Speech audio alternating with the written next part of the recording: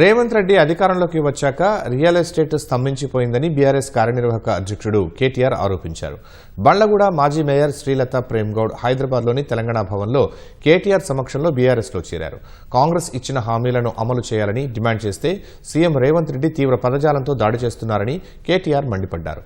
నిరుద్యోగులు రాష్ట్ర వ్యాప్తంగా నిరసన చేస్తున్నారన్న కేటీఆర్ ఇచ్చిన మాట ప్రకారం 2 లక్షల ఉద్యోగాలకు వెంటనే నోటిఫికేషన్లు విడుదల చేయాలని డిమాండ్ చేశారు. కాంగ్రెస్ పాలనలో రాష్ట్రంలో భూముల రేట్లు తగ్గాయన్న కేటీఆర్ కళ్ల ముందే ప్రజల ఆస్తి కరిగిపోతోందని ఆవేదన వ్యక్తం చేశారు. నిజంగా కూడా ఇలా పరిస్థితి ఏంది? హైదరాబాద్ చుట్టూ రంగారెడ్డి జిల్లాలో గాని, మేడ్చల్ జిల్లాలో గాని, హైదరాబాద్ లో గాని మొత్తం రియల్ ఎస్టేట్ ను పండబెట్టిండు. మాట్లాడితే ముఖ్యమంత్రి గారికి బూతులు వస్తాయి. పండబెట్టి తొక్కుతా అంటాడు. నిజంగానే పండబెట్టి తొక్కుతున్నాడు. రియల్ ఎస్టేట్ ను వండబెట్టిండు, రంగారెడ్డి జిల్లాను తొక్కుతున్నాడు. అటు వ్యవసాయాన్ని వండబెట్టిండు, రైతులను తొక్కుతున్నాడు. పాలమూరు మీద పగ, కాళేశ్వరం మీద కక్ష, 2 ఏళ్లు బూతు మాటలు తప్ప చేసిందేమీ లేదు. అందుకే మీతో ప్రార్థన ఒకటే, ఏ కేసీఆర్ నాయకత్వంలోనైతే హైదరాబాద్ ని అభివృద్ధి చేసుకున్నామో, రాష్ట్రాన్ని భారతదేశంలోనే నెంబర్ 1 చేసుకున్నామో, మళ్ళీ అదే కేసీఆర్ గారిని తిరిగి తెచ్చుకుందాం.